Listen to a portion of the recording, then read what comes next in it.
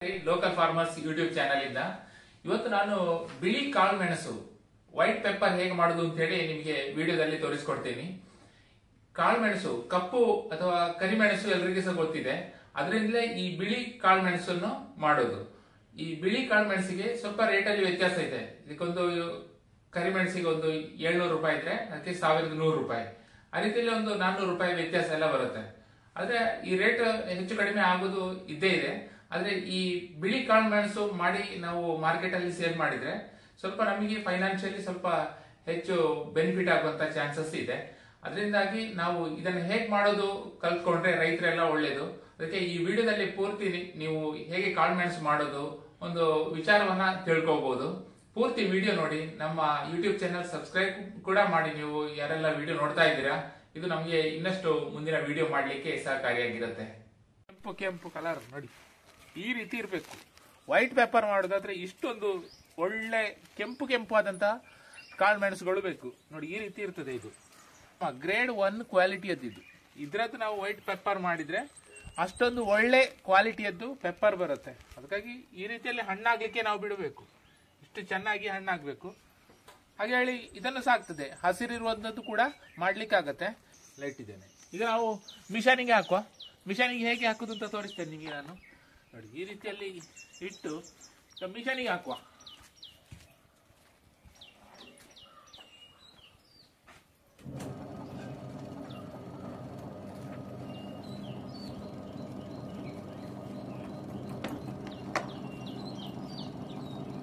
ನೋಡಿ, ಈ ರೀತಿಯಲ್ಲಿ ಮಿಷನಿಗೆ ಹಾಕುದು.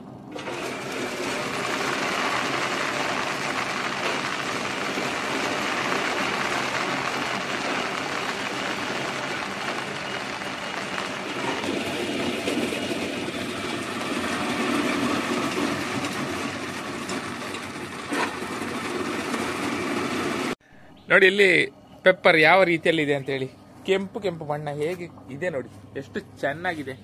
ಇದರಿಂದ ಮಾಡಿದ್ರೆ ಇದೆಲ್ಲ ವೈಟ್ ಪೆಪ್ಪರ್ ಅಷ್ಟೊಂದು ಒಳ್ಳೇದಾಗಿ ಬರ್ತದೆ. ಕ್ವಾಲಿಟಿ 1 ಪೆಪ್ಪರ್ ಬರ್ತದೆ ನೋಡಿ. ಈ ರೀತಿ ಸೆಗ್ರಿಗೇಷನ್ ಮಾಡ್ತಾ ಇರೋದು ಇಲ್ಲಿ, ಹೆಕ್ಕುದು ಅದರಲ್ಲಿ. ಈ ರೀತಿಯಲ್ಲಿ ಎಷ್ಟು ಚೆನ್ನಾಗಿದೆ ಅಲ್ಲ ನೋಡ್ಲಿಕ್ಕೆ.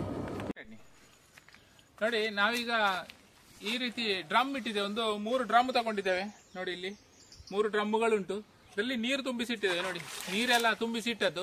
ಈಗ ಕಾಳು ಮೆಣಸನ್ನು ಇದರಲ್ಲಿ ಒಂದು ಹಾಕಿಟ್ಟು ಒಂದು 7 ದಿವಸ ಆಗಿದೆ ನೋಡಿ. ಈ ರೀತಿ ಸೆಣಬಿನ ಗೋಣಿ, ಬಕ್ಕ ಗೋಣಿ ಹೇಳ್ತೇವೆ, ಬಕ್ಕಿನ ಗೋಣಿಯಲ್ಲಿ ಹಾಕಿ ಈ ಕಾಳು ಮೆಣಸನ್ನು ಇಟ್ಟದ್ದು ವೈಟ್ ಪೆಪ್ಪರ್ ಮಾಡಲಿಕ್ಕೆ.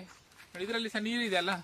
ಈ ರೀತಿ ಗೋಣಿಯಲ್ಲಿ ನಾವು ಕಾಳು ಮೆಣಸನ್ನು ಸೆಗ್ರಿಗೇಟ್ ಮಾಡಿ ಮೆಷಿನಿಗೆ ಹಾಕಿ 2 ದಿವಸ ಆಯಿತು. ಈ ರೀತಿ ಗೋಣಿ ಚೀಲದಲ್ಲಿ ಹಾಕಿ ಇಟ್ಟಿದ್ದೆ, ಸ್ವಲ್ಪ ಹೀಟ್ ಜನರೇಟ್ ಆಗಲಿ ಅಂತೇಳಿ. ಇನ್ನು ನಾವು ಈ ರೀತಿಯ ಸೆಣಬಿನ ಗೋಣಿಗೆ ಹಾಕ್ತೇನೆ ನೋಡಿ. ಈ ರೀತಿ ಸೆಣಗಿನ ಗೋಣಿ ತಂದು ಇಟ್ಟಿದ್ದೇನೆ ನಾನು. ಈ ಗೋಣಿಗೆ ಹಾಕಿ ಈ ನೀರಲ್ಲಿ ಹಾಕಿ ಬಿಡುದು.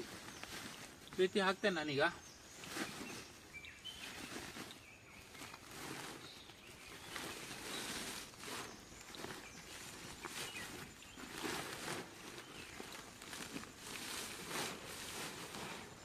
ನೋಡಿ, ಸೆಣಬಿನ ಗೋಣಿಯಲ್ಲಿ ಹಾಕುವುದರಿಂದಾಗಿ ಅದರಲ್ಲಿ ಇದು ಕೊಳೆತ ನೀರಿನ ಅಂಶ ಏನೆಲ್ಲ ಇರ್ತದೆ ಅದೆಲ್ಲ ಹೊರಗಡೆ ಬರ್ತದೆ. ಇದರಲ್ಲಿ ನೀರಲ್ಲಿ ಹಾಕಿದ ತಕ್ಷಣ ಹೊರಗಡೆ ಬರ್ತದೆ. ಅದಕ್ಕಾಗಿ ನಾವು ಈ ರೀತಿ ಗೋಣಿಯಲ್ಲಿ ಹಾಕುದು. ಒಂದು ಹಗ್ಗದಿಂದ ಕಟ್ತೇನೆ ಇದನ್ನು, ಅಂದ್ರೆ ಹೊರಗಡೆ ಬರಬಾರ್ದು, ನೀರಲ್ಲಿ ಬರಬಾರ್ದು ಅಂತ ಹೇಳಿ ಈ ರೀತಿ ಕಟ್ತಾ ಇದ್ದೇನೆ ಚೆನ್ನಾಗಿ. ಇದನ್ನ ನೀರಿಗೆ ಹಾಕ್ತೇನೆ ನಾನೀಗ ನೋಡಿ. ಈ ರೀತಿ ನೀರಲ್ಲಿ ಹಾಕಿ ಬಿಡುದು.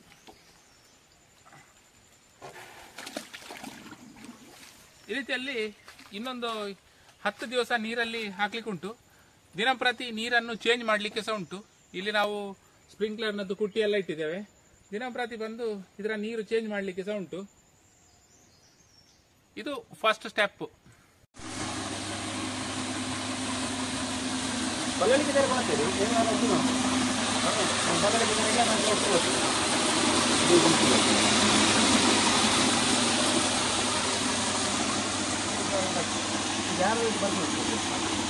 ಪೆಪ್ಪರ್ ಮಾಡಲಿಕ್ಕೆ ಒಂದು ಸುಣ್ಣದ ನೀರು ರೆಡಿ ಮಾಡಿದ್ದೇವೆ ನೋಡಿ. ಇದೊಂದು ಸುಣ್ಣದ ನೀರು ಒಂದು ಅರ್ಧ kg ಆಗುವಷ್ಟು ಒಂದು 10 ಲೀಟರ್ ನೀರಲ್ಲಿ ಹಾಕಿ ರೆಡಿ ಮಾಡಿದ್ದೇನೆ.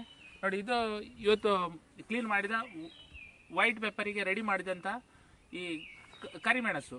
ನೋಡಿ, ಈ ರೀತಿ ರೆಡಿ ಮಾಡಿ ತಂದಿದ್ದೇವೆ. ಇದೆಲ್ಲ ಮಿಷನಲ್ಲಿ ಹಾಕಿ ರೆಡಿ ಮಾಡಿದ್ದು. ಇದರಲ್ಲೊಂದು 50 ಲೀಟರ್ ಆಗುವಷ್ಟು ನೀರು ಸಹ ಹಾಕ್ಕೊಂಡಿದ್ದೇನೆ ಈ ಡ್ರಮ್ಮಲ್ಲಿ. ಫಸ್ಟಿಗೆ ಈ ಸುಣ್ಣದ ತಿಳಿ ಈ ನೀರಿಗೆ ಹಾಕ್ತೇನೆ ಈ ರೀತಿಯಲ್ಲಿ. ನೋಡಿ,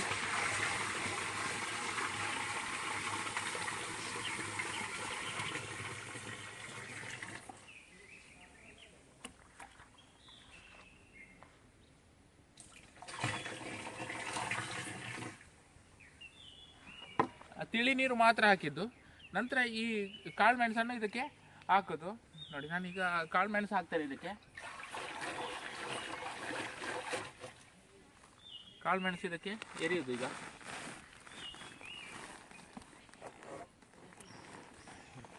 ಸಣ್ಣ ಸರಿ.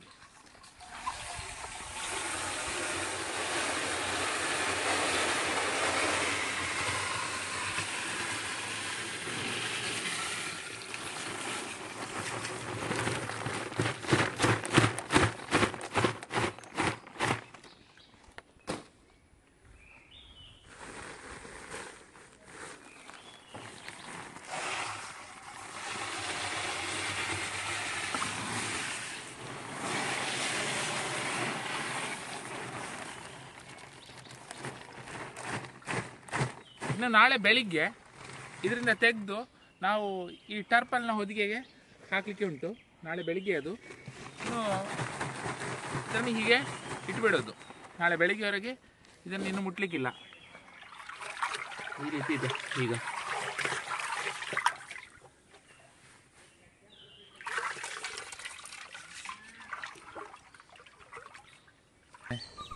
ಅಂದಾಜು 14 ಗಂಟೆ ಆಯಿತು. ಈಗ ಡ್ರಮ್ಮಿನಿಂದ ತೆಗೆದು ಟರ್ಪಲ್ನಲ್ಲಿ ಬಿಡಿಸ್ತಾ ಇದ್ದೀನಿ. ನೋಡಿ, ಈ ರೀತಿಯಲ್ಲಿ ಮತ್ತೆ ಸಂಜೆ ಆಗುವಾಗ ಮುಚ್ಚಿಡೋದು, ನಂತರ ಬಿಡಿಸೋದು. ಹಾಗೆ ಒಂದು 5 ದಿವಸ ಮಾಡ್ತೇವೆ. ಚೆನ್ನಾಗಿ ಒಣಗಬೇಕು. ನೋಡಿ, ಈ ರೀತಿ ಬಿಡಿಸ್ತಾ ಇದ್ದೀನಿ ನಾನೀಗ. 5 ದಿವಸ ಚೆನ್ನಾಗಿ ಬಿಸಿಲಿಗೆ ಒಣಗಬೇಕು. ಕ್ಲೀನಿಂಗ್ ಮಾಡಲಿಕ್ಕೆ ಈ ರೀತಿ ನಾವು ಮೆಷಿನ್ ಉಪಯೋಗ ಮಾಡಿದ್ದೇವೆ. ಚೆನ್ನಾಗಿ ಒಳ್ಳೆಯ ಬಿಳಿ ಕಾಳುಗಳನ್ನು ನೋಡ್ಬೋದು. ಬಿಳಿ ಕಾಳು ಮೆಣಸು ಮಾಡುವಂತಹ ವಿಡಿಯೋ ನಿಮ್ಗೆಲ್ರಿಗೂ ಇಷ್ಟ ಆಗಿರುತ್ತೆ ಅಂತ ಹೇಳಿ ಭಾವಿಸಿದ್ದೀನಿ. ಇನ್ನಷ್ಟು ವಿಡಿಯೋಸ್ಗಳನ್ನು ಮುಂದೆ ನಾವು ಪೋಸ್ಟ್ ಮಾಡ್ತಾ ಇರ್ತೀವಿ. ಧನ್ಯವಾದಗಳು.